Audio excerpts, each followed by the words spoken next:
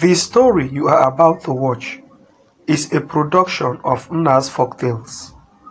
We are nothing but clay in the hands of the molder. Please subscribe, like, comment and share to encourage the growth of this channel. Once upon a time, in the heart of the Igbo land, nestled between lush green hills and flowing rivers, there was a village called Amolo. The village was renowned for its vibrant culture, where the rhythm of drums and the melody of flutes could be heard in the air, and the scent of palm wine and freshly cooked yam fufu permeated the atmosphere. Amidst this lively village, there lived a barber named Chinedu. Chinedu's barber shop, though small, was the heart of the village. It was adorned with colorful beads, traditional masks, and a variety of herbs and oils that gave the shop a distinct pleasant aroma. Chinedu wasn't just any barber. He had a unique gift. While cutting the hair of his customers, he could see their destinies unfold before his eyes. This extraordinary ability, passed down through his family for generations, was both a blessing and a curse. Chinedu often pondered the ethical implications of revealing these futures, knowing that the knowledge of one's fate could be a heavy burden to bear. One day, as the sun began its descent, casting a golden hue over the village, a young man entered Chinedu's shop. His name was Obina. Obina, who is from Amolo, was not a very popular face in the village due to the fact that he recently returned from the city where he had gone to serve his master. He left the village when he was barely 15 years old and served his master for 12 years.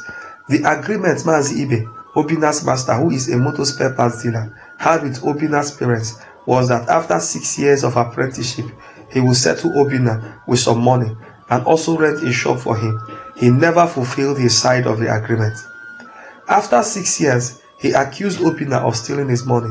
Although it was untrue, he insisted on it and threatened to send Obina back to the village. Obina was heartbroken. He cried for several days, insisting on his innocence, but his master refused to listen to him. Obina's parents were livid and asked him to return to the village, but he refused.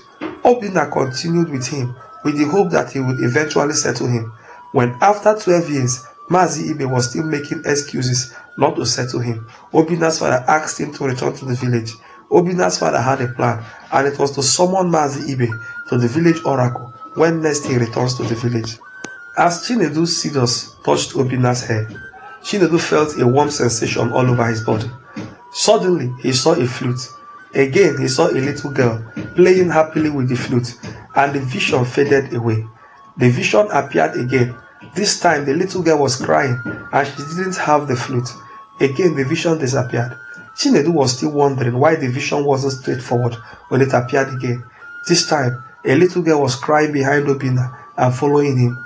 When he looked closely, it was the girl playing with the flute who was later crying without the flute. The abridged nature of the vision made Chinedu confused and unwilling to reveal what he saw to Obina. Chinedu kept pondering on the vision while still cutting Obina's hair. He eventually decided to reveal what he saw to Obina. Maybe Obina might make some sense out of it.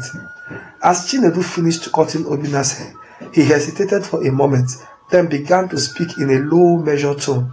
Obina, my friend, I have seen something, a vision, a glimpse of your destiny, a flute, a little girl, happiness, and tears. I must admit, the vision is unclear to me, but I sense it is important. Obina's eyes widened with curiosity, his mind racing with questions. A flute? A little girl? What do they have to do with me? Chinedu shook his head. I'm not entirely sure, but I think the vision is connected to your past and your future. The little girl, she was playing with the flute, then she was crying, and the flute was gone. It's as if something precious will be taken away from you, something that brings you joy. Obina's face clouded, his thoughts drifting back to his difficult years in the city, the broken promises, and the hardship he endured. He looked at Chinedu, his eyes searching for answers. What can I do, Chinedu? Maybe I should ask my father about myself. I think he will be in a better position to tell me about my family past events. Chinedu then placed a hand on Obina's shoulder and said, The destiny I see is not set in stone, my friend. The future is like a river. It can change course, but you must be brave. and you must listen to your heart. The vision will make sense in time. I promise you that. As Obina left the barber shop, he felt a sense of trepidation, but also a glimmer of hope. He knew that he had to be strong to face whatever challenges lay ahead, and he knew he would return to Chinedu to seek his guidance and wisdom. Meanwhile, Chinedu remained in his shop, lost in thought. He knew that Obina's destiny was intertwined with the fate of the village, and that the young man's journey would have far-reaching consequences. Later that evening, Obina told his father about the vision Chinedu the barber had seen while cutting his hair. Obina had expected his father to become confused as well, but to his surprise, his father kept silent for a long time.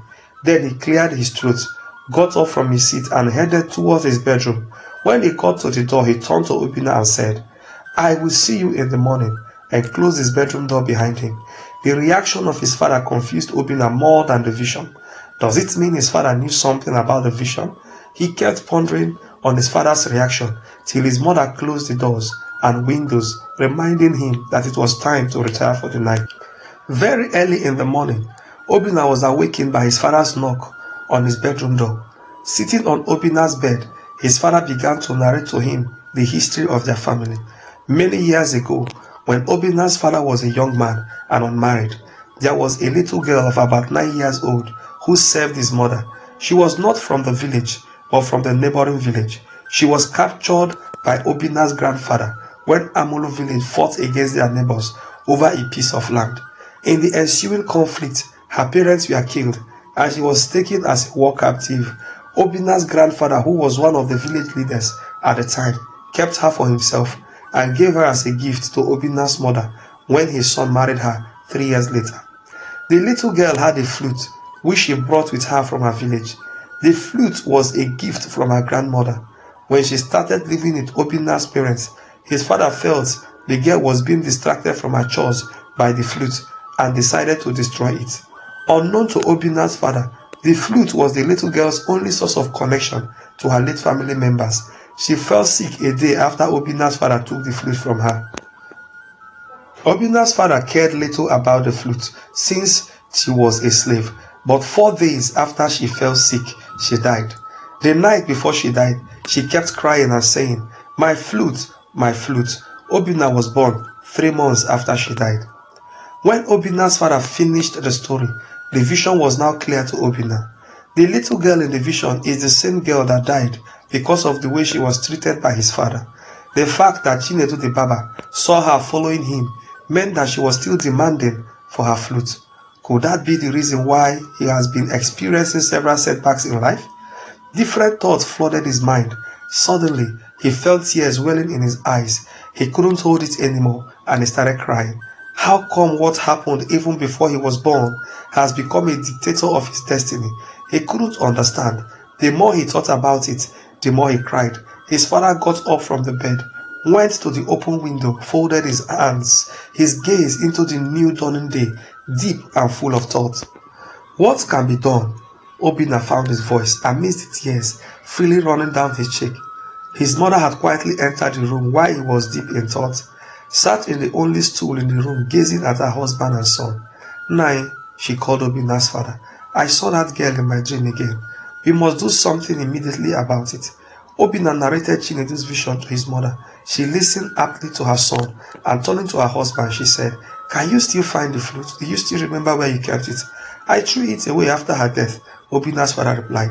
"I didn't have any use for it. Moreover, I considered it a worthless item at the time. Now I know better," he concluded in a rather low tone.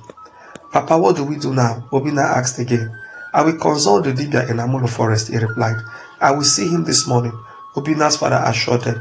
Not willing to be idle in the matter, Obina decided to pay Chinedu a visit in his barber shop later that morning also. When Obina left their house that morning to pay a visit to Chinedu, his mother had searched the whole house. Perhaps she might find the flute, but she didn't find it. On his way to Chinedu's shop, Obina opted to pass through the market square. On getting to the large Iroko tree before the market, he saw a group of children gathered around a young boy playing a flute. He went closer to observe them. He had seen the village children playing flute on several occasions, and paid no attention to them. But in the light of recent happenings, his attention was greatly aroused when he saw them this morning. He watched them for a while, thinking in his heart how a mere flute can so strongly affect a person's life. I must see Chinedu. There are many things I need to ask him, he said to himself as he turned from the children and headed for Chinedu's barber shop with a heavy heart. This story continues in our next episode. But in the meantime, the moral lesson so far is that we must be careful with our every action in life. For whatever we sow, that also shall we reap. Thank you once again for watching this story. The story you just watched is a production of Nna's Folktales. We are nothing but clay in the hands of the molder. If you enjoyed our story, please subscribe, like, comment, and share. Bye.